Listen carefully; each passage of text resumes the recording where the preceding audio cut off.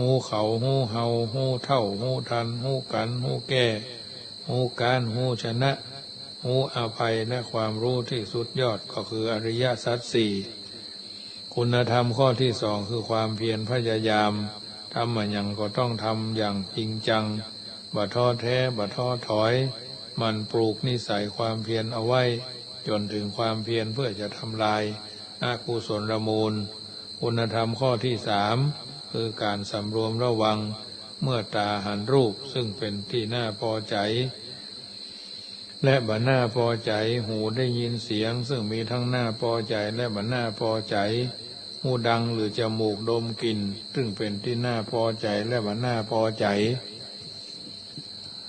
คุณธรรมข้อสุดท้ายก็คือความเสียสละ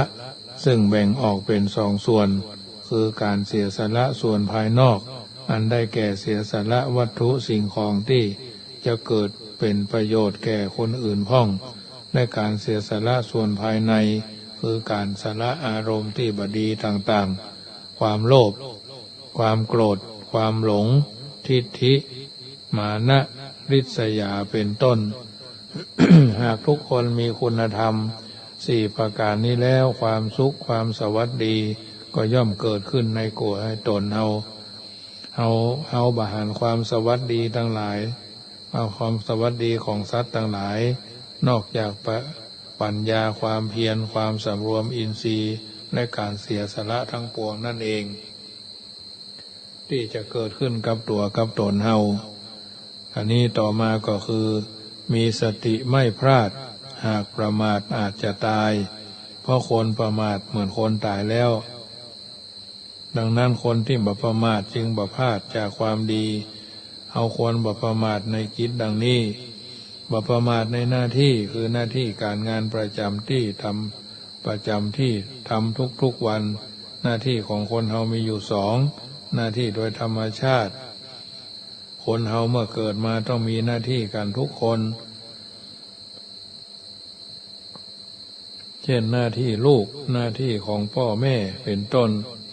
หน้าที่โดยแต่งตั้งเป็นครูเป็นทหารเป็นตู้หลวง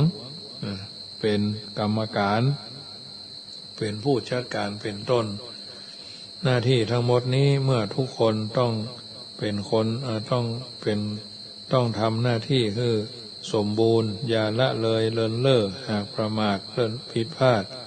ย่อมถึงแก่หายนะได้สองบ่ประมาทในกิจที่ทำคือกิจคือการงานที่ได้รับมอบหมายหรืออาชีพที่เราทำงานน้อยงานใหญ่ต้องเอาใจใส่ที่งานต้องเอาใจใส่ไว้ที่งานจะต้องวางแผนลงมือทำตรวจสอบทุกเวลาเพราะงานคือชีวิตคืองานบรรดาลสุขทำงานให้สนุกเป็นสุขกับการงานดังนั้นทำงานต้องเตรียมแผนในการทำงานเดินหมากรุกแต่ละครั้งยังต้องคิดหมากชีวิตเดิมพันนั้นใหญ่กว่าหากประมาทพลาดพังทันตาเดินล่วงหน้าให้ตลอดจากปลอดภัยนะเดินหมากรุกแต่ละครั้งยังต้องคิดหมากชีวิตเดิมพันนั้นใหญ่กว่าหากประมาทพลาดพังทันตาคิดล่วงหน้าให้ตลอดจากปลอดภัยประการต่อมาไม่ประมาทในคุณธรรมที่บำเพ็ญคุณธรรมคือความดีความงามคนเฮาทุกคนควรมีคือครบสามดีรู้ดีประพฤติดีสามารถดีความประพฤติดีจะเป็นคุณค่าของคนเมื่อเกิดมาเป็นชาวพุทธพบพระพุทธศาสนาควรรีบเพิ่มคุณค่าให้กับตัวเองด้วยการบำเพ็ญทานรักษาศีลเจริญจิตตภาวนาแสดงความกตัญญูปูจาผู้มีพระคุณเมื่อบุคคลบ่ประมาทในคุณธรรมและบุญกุศลแล้วชีวิตจะมีแต่ความเจริญรุ่งเรืองดังที่พระพุทธเจ้าตรัสไว้ว่าความบ่ประมาทเป็นทางที่บ่ตายคนประมาทเสียใจเมื่อใกล้ม้วยก็เนื่องด้วยไม่ทันสร้างทางสวรรค์สร้างเมื่อเจ็บใกล้ตายมักไม่ทันพึงรีบสร้างไว้พลันนั่นแหละดีนะคนประมาทเสียใจไม่ใกล้เมื่อใกล้ม้วย ก็เนื่องด้วยไม่ทันสร้างทางสวรรค์สร้างเมื่อเจ็บใกล้ตายมักไม่ทันพึงรีบสร้างไว้พลันนั่นแหละดีอันเนี้ยญาติโยมสาธุชนท่านผู้ฟังทั้งหลาย สิ่งที่เราจะต้องสร้างคือดีเนาะคือความไม่ประมาทประการต่อมาเราอยู่ในสังคมมีการฮือตานรักษาศีลเจริญจิตตภาวนาฮือตานตั้งบริจาคทานตลอดจนถวายทานเนาะศีลก็เช่นเดียวกันศีลต้องรักษาภาวนาต้องเจริญทานต้องให้ศีลต้องรักษาภาวนาต้องเจริญศีลเป็นที่พึ่งชั้นต้นเป็นแม่ของความดีเป็นหัวหน้าของธรรมทั้งหลายเพราะฉะนั้นจึงพึงรักษาศีลให้ดีศีลห้าคนห้องแห่งอย่างหนึ่งว่ามนุษยธรรมธรรมที่ทำเป็นมนุษยธรรมมนุษย์เป็นสัตว์สังคมนิยมสันติสุขมีการคลุกคลีโดยหมู่คณะมีหลักศีลหลักธรรมประจำใจต่างจากสัตว์ทั่วๆไปตรงที่มีศีลห้าประการหนึ่งเว้นจากการฆ่าสัตว์ไม่โหดร้ายเว้นจากการลักขโมยช่อฉนไม่ใจอยากเว้นจากการประพฤติผิดในกามไม่มากรักเว้นจากการพูดเท็จไม่ปากชั่วเว้นจากการดื่มเครื่องดองของเมาไม่มัวเมาเนาะศีลถึงห้าข้อนี้เป็นหลักประจำใจในสังคมมนุษย์จะต้องปฏิบัติเพื่อให้เกิดความปกติทั้งในตนเองและสังคมเพราะช่วยควบคุมประพฤติบ่ฮือพลาดพลั้งบ่ฮือพลาดถลำลงในความชั่วอย่างใดอย่างหนึ่งจึงจัดอยู่ในระดับศีลธรรมมันเป็นมูลฐานที่จะนำไปสู่ความสงบของจิตใจและสังคมอานิสงส์ของศีลห้าก็คือบ่ก่อเวรภัยรักษาศีลข้อหนึ่งบ่ต้องไปขึ้นศาลรักษาศีลข้อสองบ่มีบริวารเชื่อถือรักษาศีลข้อสามมีชื่อเสียงระบือไปไกลรักษาศีลข้อสี่ตายไปสู่สุคติภูมิก็รักษาศีลห้าเนาะบ่ก่อเวรภัยก็ขอรักษาศีลข้อที่หนึ่งบ่ไปขึ้นศาลรักษาศีลข้อสองบ่มีบริวารเชื่อถือรักษาศีลข้อสามชื่อเสียงระบือไปไกลรักษาศีลข้อสี่ตายไปสู่สุคติภูมิก็รักษาศีลข้อห้าญาติโยมสาธุชนท่านผู้ฟังทั้งหลายที่คุ้นเคยกับการไปวัดไปวากินทานอยู่บ่อยๆจะได้ยินพระท่านกล่าวสรุปศีลว่าสีเลนะสุขติงยันติสีเลนะโภคสัมปทาสีเลนะนิพุติงยันติตัสมาสีลังวิโสทะเย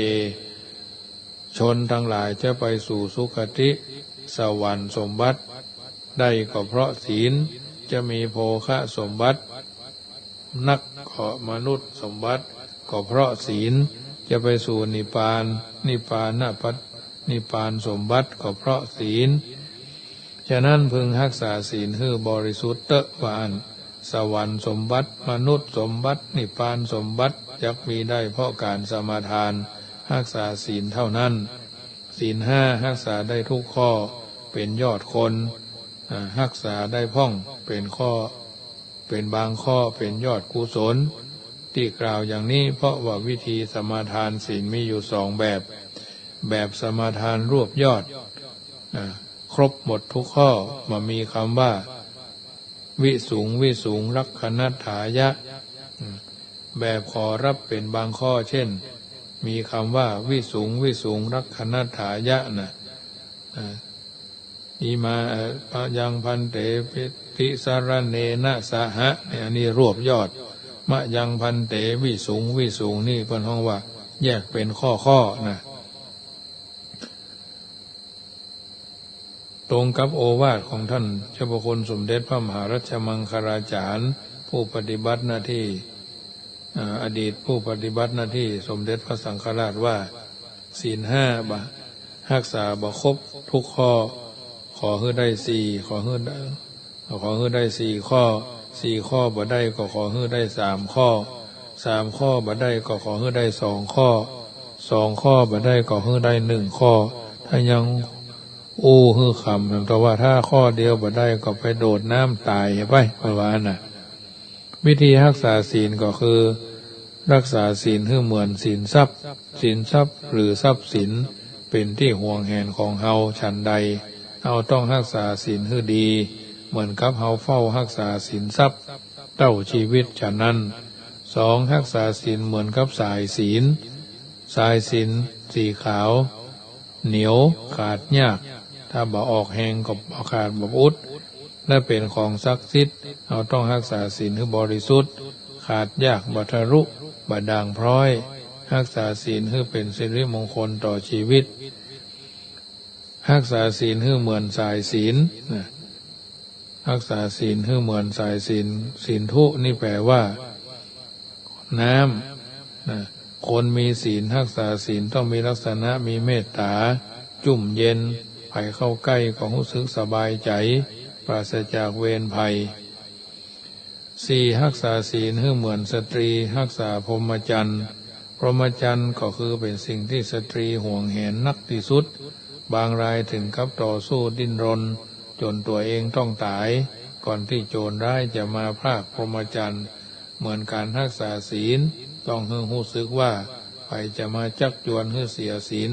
ให้ทุศีลเป็นสิ่งที่ยากยิ่งนักรักษาศีลเหมือนชีวิตเหมือนสตรีรักษาพรหมจรรย์เป็นต้นอันนี้คือวิธีรักษาศีลญาติโยมสาธุชนท่านผู้ฟังทั้งหลายก็คงจะปฏิบัติกันอยู่แล้วนะทีนี้คุณธรรมประจำคุณธรรม4 ประการที่ท่านทั้งหลายหลังจากรักษาศีลแล้วคุณธรรม4 ประการบันดาลสุข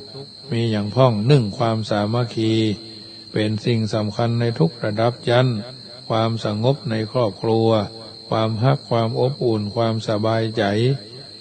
จะเกิดขึ้นในที่นั้นที่มีความสามัคคีทฤษฎีพอเพียงก็คือตรึงใจประทับใจของพระสงฆ์นิกร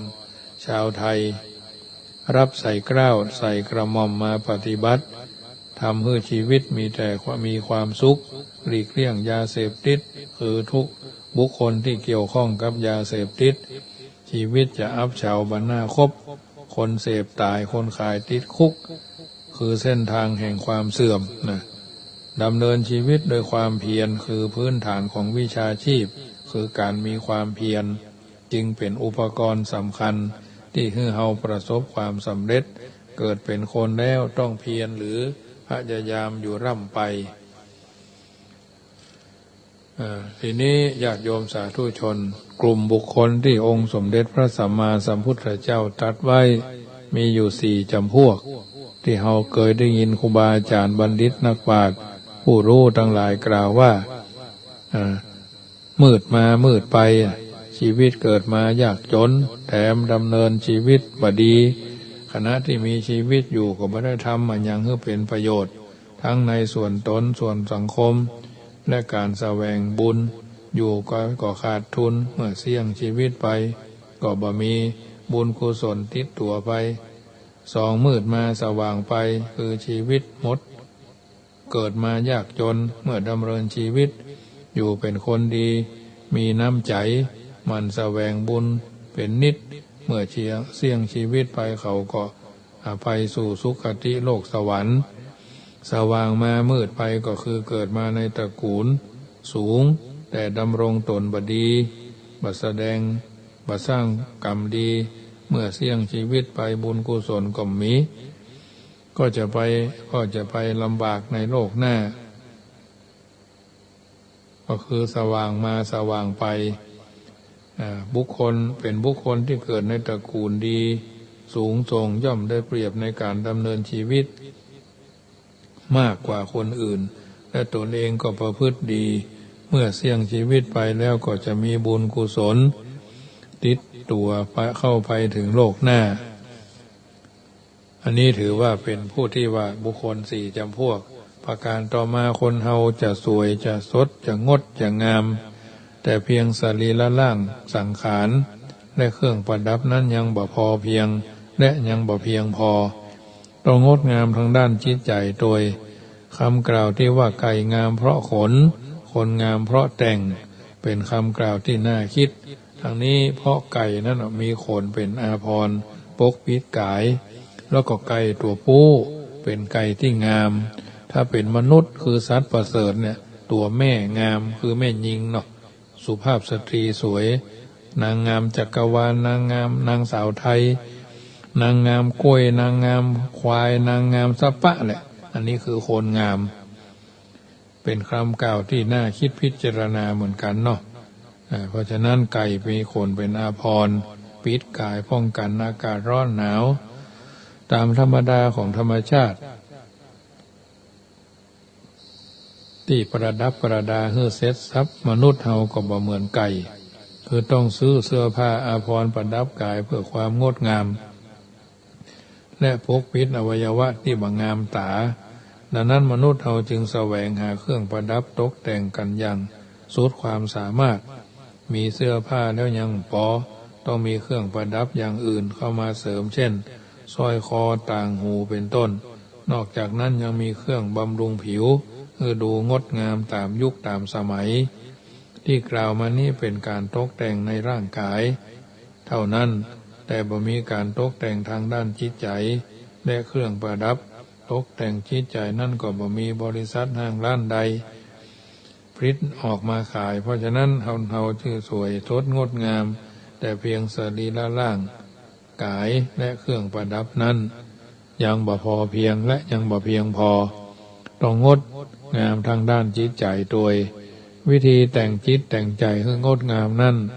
ก็ต้องแต่งด้วยธรรมะคือขันติคือความอดทนโสรัจจะความสงบเสงี่ยมสงบปากสงบกรรมอู้ในเวลาที่ควรอู้ทำในเวลาที่ควรทำอ่อนน้อมต่อผู้ใหญ่น้ำขุ่นเอาไว้ตั้งในเป็นต้นขันติก็อดทนทนต่อความเหนื่อยยากในการทำมาหากินหลังสู้ฟ้าหน้าสู้ดินหลังสู้ฟ้าหน้าสู้ดินอาบเหงื่อต่างน้ำเมื่อการเวลาผ่านไปความฉ่ำหวานของชีวิตก็เริ่มเบ่งบานงดงามในสายตาของคนทั่วไปต้องตามภาษิตที่ว่าตอนต้นสู้ทนทุกข์จะได้สุขเมื่อตอนปลายถ้าตอนต้นชอบสบายจะได้ร้ายเมื่อปลายมือนี่คือขันติโสรัจจะก็คือความสงบเสงี่ยมสงบปากสงบคำอู้ในเวลาที่ควรอู้ทำในเวลาที่ควรทำอ่อนน้อมต่อผู้ใหญ่น้ำขุ่นไว้ทางในน้ำใสไว้ทางนอกเมื่อมีอารมณ์กระทบสามารถข่มใจเอาไว้ได้ขันติและโสรัจจะจึงเป็นธรรมที่คู่กันขาดอย่างใดอย่างหนึ่งบ่ได้แต่งภายนอกคือพองามแต่งภายในคืองามเลิศเมื่อรูปงามและใจงามชื่อว่างามเลิศจึงนำมาอู้เอิญเจริญพรเสนอญาติโยมสาธุชนท่านผู้ฟังทั้งหลายนำไปเป็นข้อเตือนจิตสกิจใจจักบ่ได้ทรำผิดพลาดค่ำคืนของวันนี้รายการเสียงธรรมก่อนรับตาก็มาถึงช่วงสุดท้ายก่อนนำรายการจากท่านไปค่ำคืนของวันนี้เป็นวันศีลเป็นวันพระนึกถึงบุญนึกถึงบารมีนึกถึงความดีที่เขาได้ทำกันมาตั้งแต่ว่าเจ้ามืดอาจจะเป็นวันคล้ายวันเกิดอาจจะเป็นวันสำคัญวันนี้มาถึงแล้วเขาเป็นจะได้อยู่กันอย่างใดทำกันอย่างใดเพราะฉะนั้นเมื่อชีวิตบกพร่องอย่ามองเศร้าก็ใครเล่าไหนเลยไม่เคยผิดดูแต่ดวงจันทราพระอาทิตย์ยังมืดมิดอยู่บ้างบางเวลาอย่าลืมว่าชั่วชีวิตคือการต่อสู้ศัตรูคือครูของเราเมื่อชีวิตผิดหวังอย่านั่งท้อจงรีบต่อสู้เถิดจะเกิดผลผิดเป็นครูรู้แก้ให้แก่ตนเกิดเป็นคนต้องต่อสู้จึงรู้ดีเจริญชีพก้าวไกลในหน้าที่เจริญกิจรุ่งเรืองเฟื่องสดใสเจริญลักษณ์เลิศล้ำอิ่มอำไพเจริญใจให้สุขีตลอดปีตลอดไปความชั่วคนดีทำยากสบายแล้วลำบากความดีคนชั่วทำยากสบายลำบากแล้วสบายอยากดีคือแก้ไข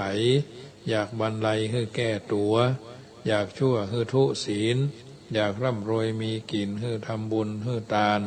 อยากมีมิตรมีบริวารให้มีน้ำใจอยากสุขกายสบายใจให้ปฏิบัติธรรมะอยากสุขเลิศล้ำให้ทำแต่ความดีอยากมีคู่ชีวิตที่ถูกใจให้ทำบุญแล้วอธิษฐานจิตอยากพิชิตทุกอย่างให้ปฏิบัติตามมรรคมีองค์8ค่ำคืนวันนี้รายการเสียงธรรมก่อนรับตาก็จะขอนำรายการจากท่านไปก่อนนำรายการจากท่านไปขอประชาสัมพันธ์โดยว่าวัดจังกรรมจะได้มีการตั้งธรรมมหาจารย์และการสวดนพเคราะห์ขึ้นในคืนวันที่29เดือนธันวาคืนวันที่29ธันวาเวลาทุ่มโดยประมาณถึง2 ทุ่มมีการจุดเทียนนพเคราะห์ในจำนวน227 เล่มทั้งนี้ทั้งนั้นญาติโยมที่ฟังรายการนี้มีกุศลเจตนาใคร่บูชาเตียนเพราะว่าช่วงปี2565ท่านใดที่มีอายุลงท้ายด้วยเลข1เลข3เลข5เลข7เลข9ตามแบบเบ้าโบราณประเพณีเพิ่นว่าคนเฮานั้น3179นี่พึงระวังในการดำเนินชีวิตมีกุศลเจตนาใคร่เป็นเจ้าภาพเทียนนพเคราะห์พุทธมงคล109ที่วัดจังกรรมจะทำพิธีสวดนพเคราะห์ในคืนวันที่29นั้นก็สามารถแจ้งชื่อนามสกุลวันเกิดเดือนเกิดปีเกิดมาได้ที่เบอร์โทรศัพท์0615476539 0615476539ก็ได้ทางนี้ทางนั้นก็แล้วแต่บุญบารมีของแต่ละท่านและก็วันที่30จะมีการเทศนาธรรมมหาจารย์เวสสันดรชาดกตั้งแต่ตี 5ตั้งแต่ทศพรถึงนครกันหนึ่งก็2,500 บาทถ้าเป็นเจ้าภาพกันแต่ละกัน13กันด้วยกันวันที่29นี่เป็นมดกันแล้วมี19กันด้วยกันเนาะถึงนอลาย9มาลายปลายอันกาถาพันตลอดจนอื่นๆเนาะรวมแล้ว19กันพระเจ้าพระธรรมแถมเนาะรวมแล้วสินจำนวน19ผูก19กันละ 2,500 บาทหรือจะร่วมทำบุญเป็นกองบุญก็ได้กองบุญละ99 บาทเนาะโอ้ปัจจัยช่วงนี้ก็มีบหลายร่วมทำบุญเท่าที่จะทำได้กันที่1ทศพรถึงนครกันนี่แต่ละกันก็มี45กองบุญละ99 บาทผ้าป่าก็999ของละ99 บาทเหมือนกันในพิธีทำบุญปีใหม่เนาะวันที่1 มกราอันนี้เป็นผ้าป่ามงคลดิถีขึ้นปีใหม่29 30 29ตั้งกวนเข้าติบโดยสวดนพเคราะห์30ก็ฟังธรรมมหาจารย์31ก็สวดมนต์ข้ามปีวันที่1 มกราก็สืบโหราชตาแล้วก็ตานเข้าใหม่อันนี้ก็แล้วแต่ญาติโยมมีเจโตปณิธานใครเป็นเจ้าภาพส่วนใดส่วนหนึ่งก็น้อมเอิญเจริญพรได้รายละเอียดต่างๆก็ที่เบอร์โทรศัพท์0615476539 0615476539วันที่19นี่ก็จะไปตานพระพุทธรูปที่บนดอยบ้านห้วยเกียงวัดห้วยเกียงตำบลแม่วินอำเภอแม่วางเนาะนี่ก็มีโอกาสร่วมบุญกันได้ผ้าป่าก็999กล่องเหมือนกันกล่องละ99 บาท พระพุทธรูปนี้ก็ถือว่าเป็นส่วนหนึ่งที่คณะคุณแม่ยมคุณแม่จันทร์สุดาขันติธรังกูลเป็นต้นเป็นประธานพร้อมด้วยกัลยาณมิตรเสียสละจตุปัจจัยที่เพิ่นหิหามาด้วยน้ำพักน้ำแรงเป็นเจ้าภาพเจ้าศรัทธาถวายไว้ณวัดห้วยเกียงพุทธรูปหน้าตัก50 นิ้วส่วนตัวหมู่นั่นก็โยมพ่อสมเกียรติโยมแม่พระโสพรเมฆหิรันศิริก็เป็นเจ้าภาพขึ้นไปถวายไว้แล้วเนอะทั้งนี้ทั้งนั้นก็น้อมเอิญเจริญพรเนอะกึศจะได้ค่อยใจถึงแปลงใจถึงก็0615476539 0615476539วันนี้สมสมัยได้เวลาขอนำรายการจากท่านไปก่อนสัพพีติโยวิวัจจันตุสัพพโรโควินัสสตุมาเตภวัตวันตรายโยสุขีทีคายุโกพุทโธบังซ้ายธัมโมบังขวาสังโฆบังกายาอะระหังบังเกสาอะระหังพุทโธนะโมพุทธายะอายุวันโนสุขัง พะลังขอเจริญพร